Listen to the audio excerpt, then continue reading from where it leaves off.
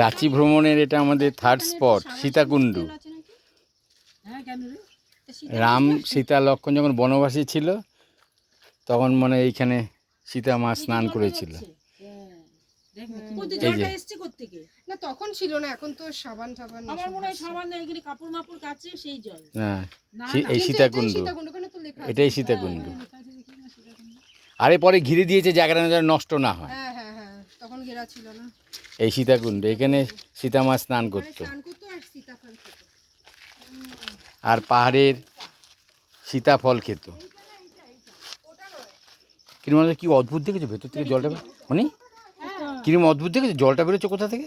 জলটা কোথা থেকে যে আসছে সেটা কিন্তু বোঝা যাচ্ছে না। না, শুধু জলটা কোথা থেকে আসছে? একটা অলৌকিক ক্রিয়া নাকি আছে। কাপড় চোপড় কাচার জল?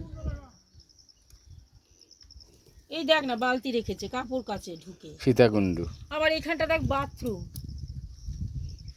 দেখেছিস?